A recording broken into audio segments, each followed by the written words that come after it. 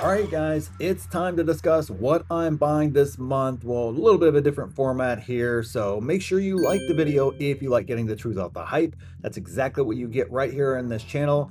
And hey, let's dive right into it here because I want to give you guys some context in regards to my list. Now, this one right here is my list of buys that I'm looking to buy here this month.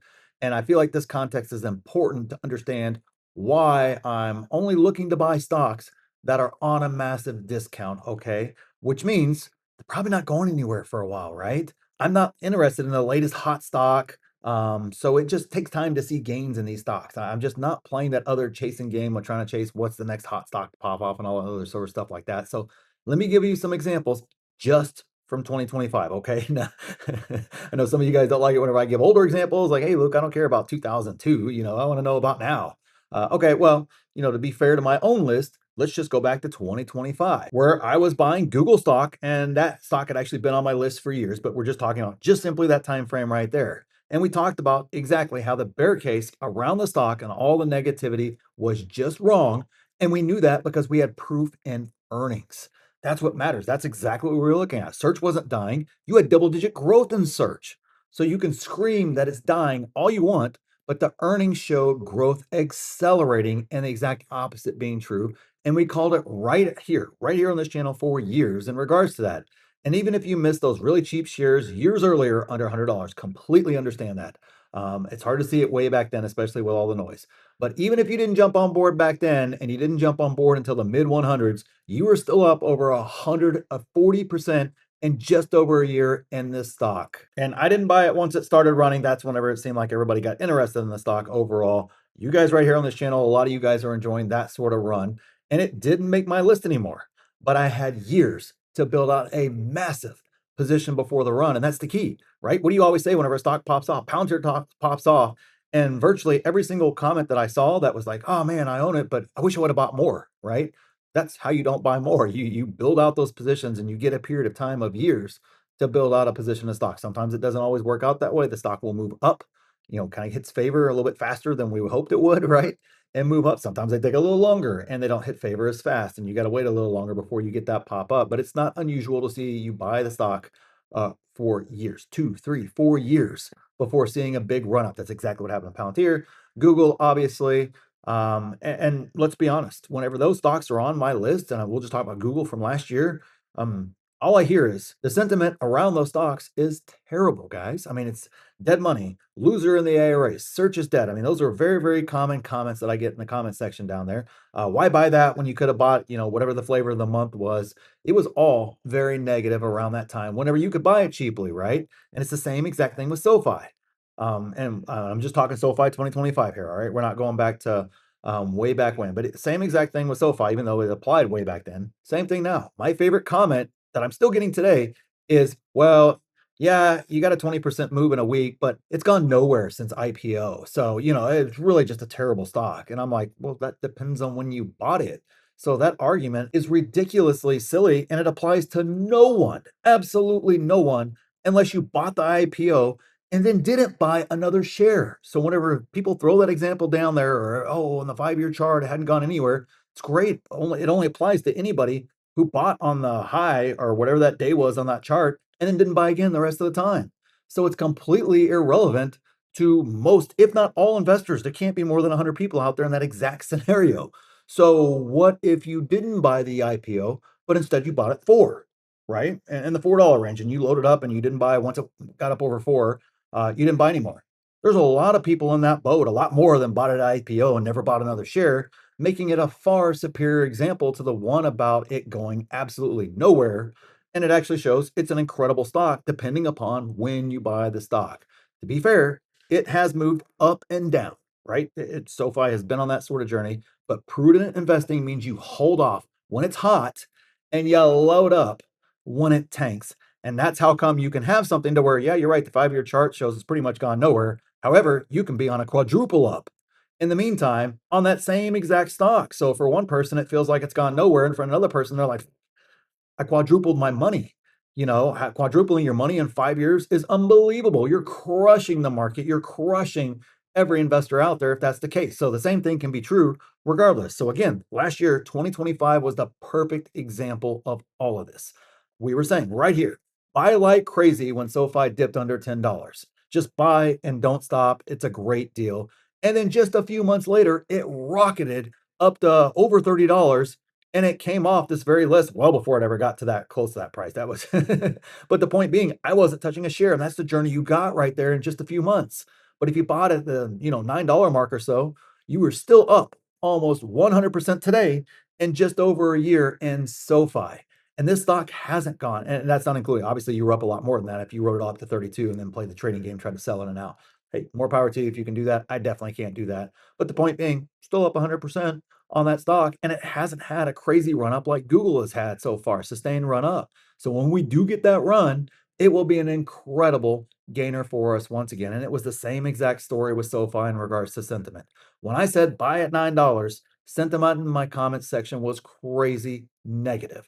And same exact thing when I said don't buy it, 25, 30, 35, or 32, whatever the heck it was. Again, the comments were negative because I was now a bear and a non-believer in the stock. No, I simply believed in prudent investing and valuation and using that as my guide as to whether I buy or not sentiment, not hype, not anything else that nature. Now, we don't get all the stock picks right here on this channel, to be fair, but I can assure you with 100% confidence that I will never be right in the short term.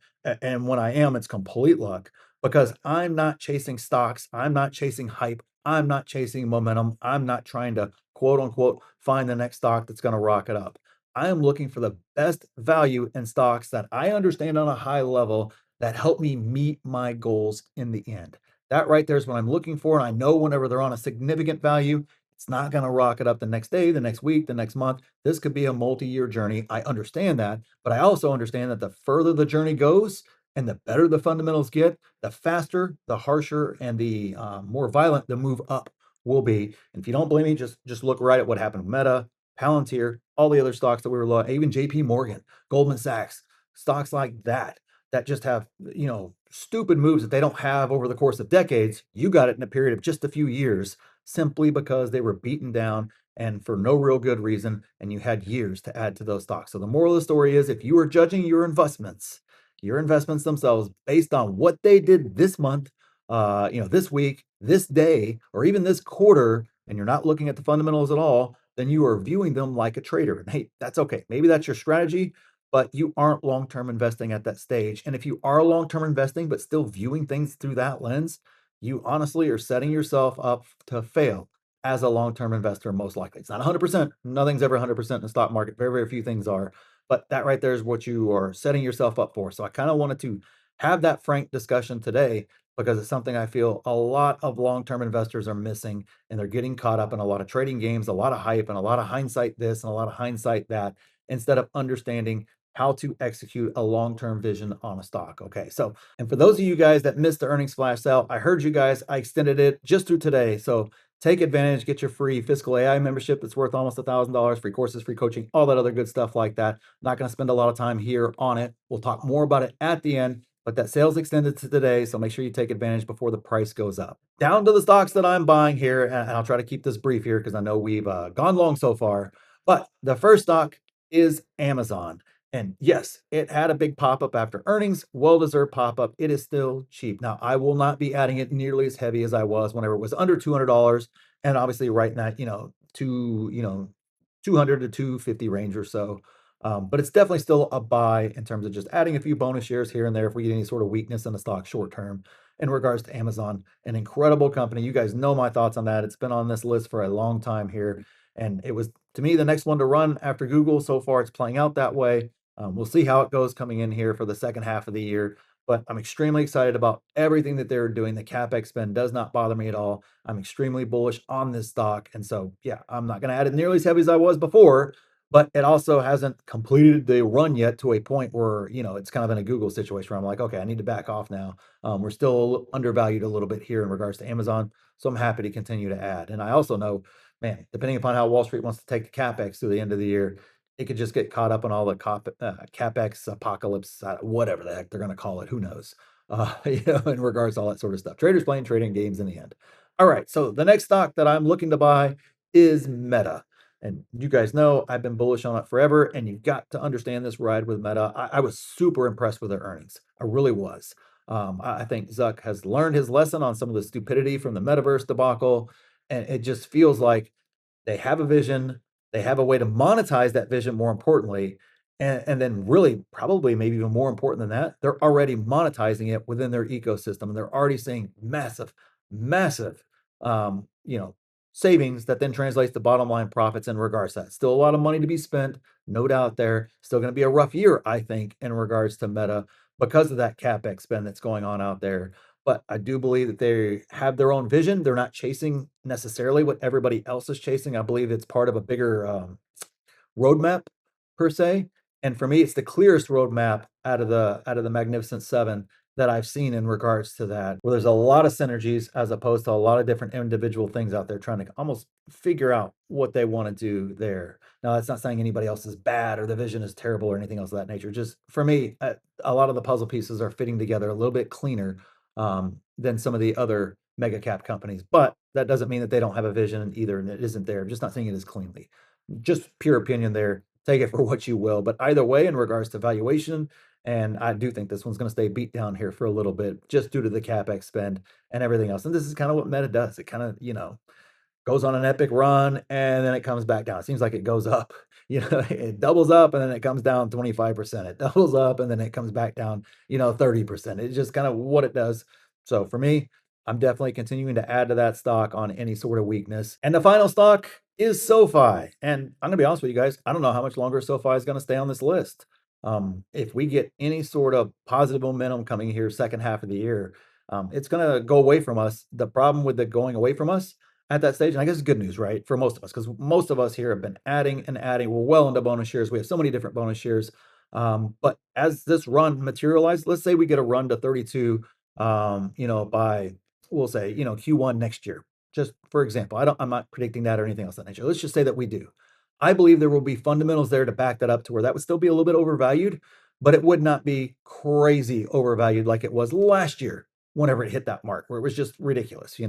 It will be at a much cheaper PE ratio. All the different valuations metrics you want to look at will be significantly lower, assuming that they execute, right? You got to assume that. But assuming that they execute, it will be a much stronger and fundamentally backed $30, $32 per share versus what it was last year whenever it hit that mark and everybody's predicting 50 and 75 and whatever silliness at that stage. So for me, and it's starting that march up again. So hey, I may be able to add a few more shares here, but definitely, we're going to start getting into that stretch territory in regards to valuation here. And when it does that, because I own so much, it's going to come off my list there. And I won't be buying any more shares at that stage. And that's okay. We essentially had, 4 years now buying SoFi over and over and over again if you're patient at those great prices. And remember, if you want to see my complete watch list with price targets, you want to see every single buy in every one of those stocks and other stocks that are sitting on my watch list, what price I want to buy them at, and you want your free fiscal AI tool, it's just under $1,000 if you buy it on your own. But if you join my group, take an annual membership there, I give it to you for free, along with free courses, free coaching, the best 6, 7, and 8-figure Discord out there. The earnings flash sale, like I said, for those of you guys that missed it, I extended it here just through today, so check it out. It's the pinned comment. See if a membership's right for you before the price goes up. And click this video here if you want to see exactly what I'm buying in this market. And click here to see my exact plan for this market. So thanks for watching, and we'll see you in the next one.